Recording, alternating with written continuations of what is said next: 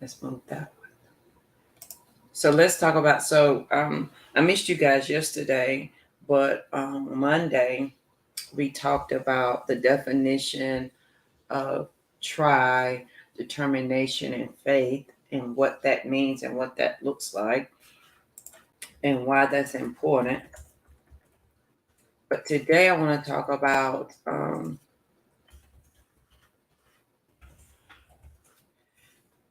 this morning. I want to talk about proximity and inspiration. Proximity and inspiration, and proximity and inspiration of.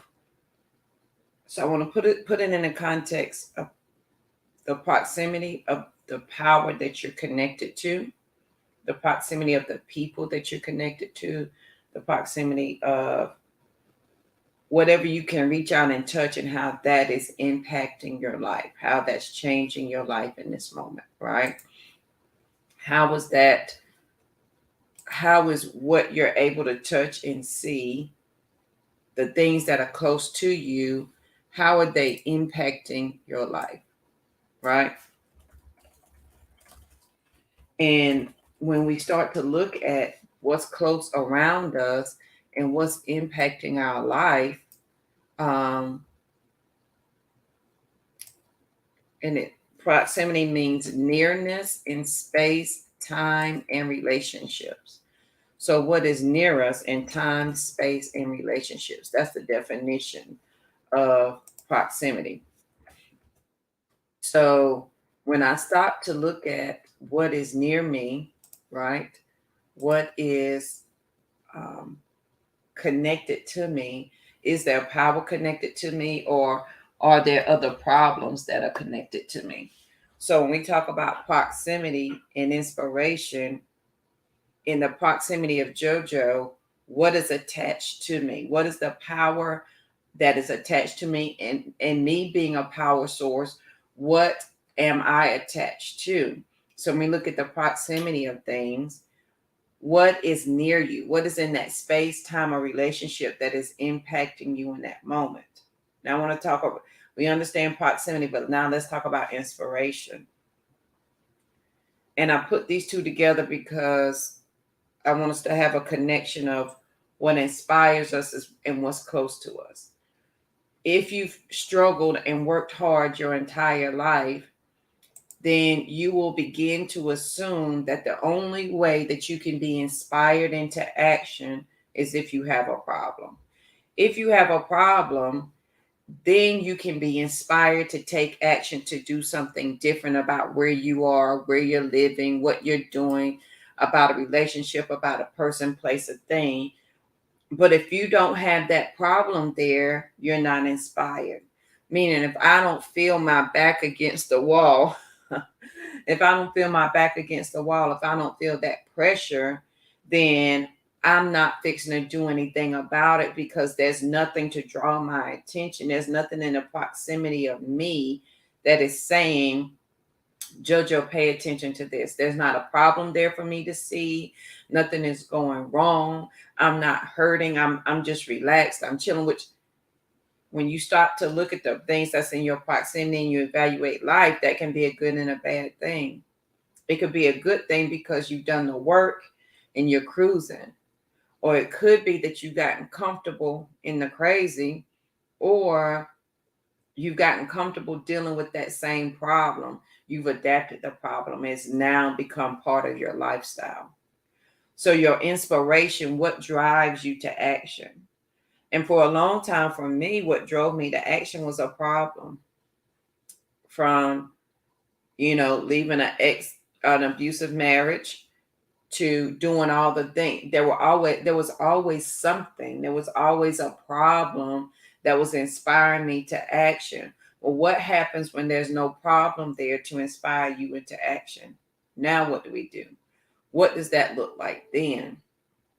And when we are looking at that, like, what is inspiring me to move and go and do? Now is a perfect time to look at those things that are in proximity to you, those things that are near in space, time, and relationship. Because are all the people always bringing problems? Are they always bringing trouble and struggle and strife?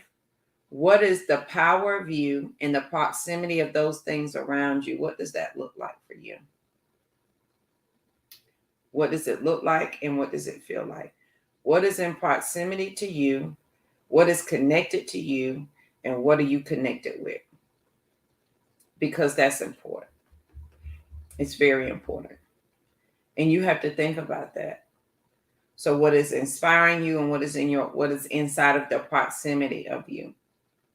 So if I'm looking at all the people, person, place, or things, and this the definition says space, time, and relationship, right? If I look at that definition and I think of the proximity of me, what is in those boxes? And let's make that a square up exercise, mentally, emotionally, physically, financially, or use this space, time, and relationship in yourself. What is connected to you that's impacting those squares? That's impacting you at that moment. What's in those squares? And take a look at yourself. Who's in close proximity to you that you're impacting, positively or negatively? That's on you. That's something you have to think about. And as you're thinking about what inspires you. What is your inspiration? Right? What is your inspiration? So if you have to wait until a problem arises, until a problem comes about, for you to be inspired into an action to do something. Why is that? Why is that? Why do I have to wait until there's a problem for me to want to do something about what's going on? Well, if I'm waiting until there's a problem for me to do something about what's going on, to be inspired into action, for there to be a trauma or something to happen to me first before I take an action, then I am a trauma responder. I have lived in a trauma. That's the only thing I know. And I use my trauma as my guiding point. I like that. Some of us, we use trauma as a guiding point.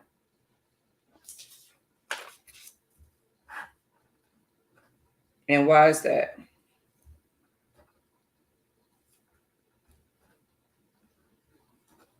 Why am I allowing my trauma to guide me?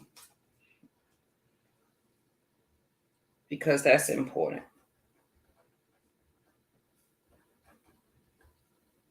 That's really important. And if I'm allowing trauma to guide me, where is it leading me? So my proximity and my inspiration. So if I can only get inspiration when there's a problem, and that is what is inspiring me to take action and forward movement, is that action sustainable? Yes, it is. It's sustainable because it's attached to a trauma or a problem. But what happens when you don't have a trauma and a problem? What is going to inspire you to action then? Now what are you going to do? How are you going to move?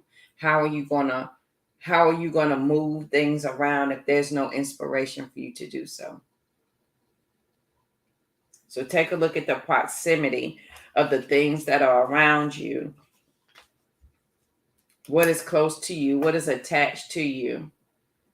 What is near you in space, time, or relationship that has a powerful impact on your life, and you have a powerful impact on that situation? Because that's important. Because what is in the proximity of you is what is impacting your life. Now, of course, the next question is, what are you going to do about the things that you're in close proximity to? What are you going to do about the problems that are guiding you, the trauma that may be guiding you? That's an individual conversation you got to have for yourself. But that proximity and inspiration, what are we going to do about that? So on this great, most amazing day, most amazing morning, is your problem inspiring you to action? Yes or no? And if your problem is inspiring you to action, what happens when you don't have that problem anymore? What happens then? What happens when that problem is not present and accounted for? Do you take action? And if the answer is no, or I don't know, and then my next question to you is, are you waiting on a problem or a trauma to happen before you take action? And you may think, Judge, I'm not waiting on a problem or a trauma to take action. That's cool. But if there's no problem or trauma happening right now, and there's something that you want to do in life, why are we not moving forward? Are we waiting for a catalyst to come? I would move, but my job is comfortable. And that's okay to live that way. It is absolutely okay. I'm just asking questions. So what is inspiring you in that moment to take action? If it's not a problem, if it's not a trauma, what is? In proximity, what is closely related to you? What is it that is in space, time, or relationship that is connected to you that is having an impact in your life? Is it the power? Are you connected to powerful things and people? And in what way are they powerful? To the positive or to the negative? So what is in close proximity to you that's impacting your life? And what are you in close proximity to that you're impacting other people's lives? Because it could be, good morning, Joshua. Oh, no problem. Miss Cree. So when we look at the proximity of a thing, and proximity means space, what is near me in space, time, and relationships. What power do I have close to me? In my proximity, what power am I connected to that could change my life in my network, that could change my life? And vice versa. What is connected and who is connected to you that you're impacting their life? What power are you giving to them? So look at the things that are in close proximity to you, because you could be connected to all the things that you need by one person who knows somebody, who knows somebody, who knows somebody. So what is in close proximity to you? And then look at what is inspiring you. What is inspiring you? Is it a problem that is inspiring you? Is it a trauma that inspires you to action? Are you always waiting on a problem or a trauma to inspire you to do something? Or are you already action oriented? Like the thing that you want to do, are you waiting on a problem or a trauma to come along to be your catalyst to help move you forward? Or are you moving forward anyway?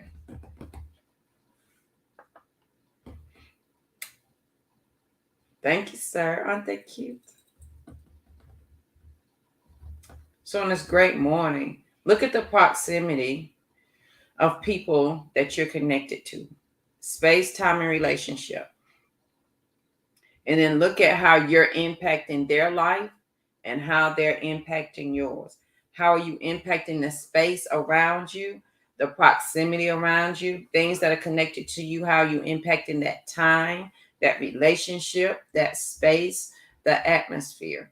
What is attached to you that is powerful? And as you being a power center, what are you impacting? Because you are powerful and you're impacting somebody's life daily. What does that look like? And is trauma always going to be your inspiration?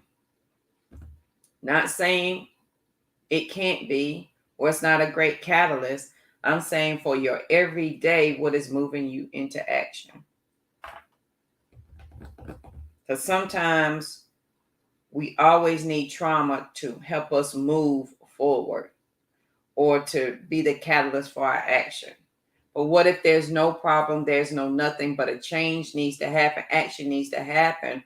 Are you inspired to do that? What is in close proximity? Who are you attached to that's going to give you that to make you want to take action? And only you can answer that question. But make it a square up exercise. Mentally, emotionally, physically, financially. What are you in close proximity to? Who's in close proximity to you? What are you going to do about it? And do you have the inspiration to do it? Or are you inspired by your trauma or problem only? Do your problems inspire you to take action? But what happens when there's no problem? Do you take action? So on this great, most amazing day, I want us to be peaceful, period, because there's absolutely nothing after that. I cut my finger. There's nothing after that, okay? I want us to be peaceful, period. I want you to have the most amazing day ever. Okay? Please make sure you share the show because sharing is caring. Friends and family don't have Facebook. Send them to that YouTube channel. They can subscribe to it, okay? It costs you nothing to subscribe. The books, the movies, all the things. Don't forget Sister Rise is coming up, so you can catch me there, bit.ly/Sister Rise. I appreciate you sharing and coming with me this morning because you could be doing anything else. But as you're thinking about the proximity and things that are attached to you, as you're thinking about what is inspiring you into action, is it always a problem that has to inspire you to action? Is it always have to be a trauma that's going to inspire you to do something? What happens when there's no trauma, there's no problem, and it's just you in life? What is inspiring you to action today?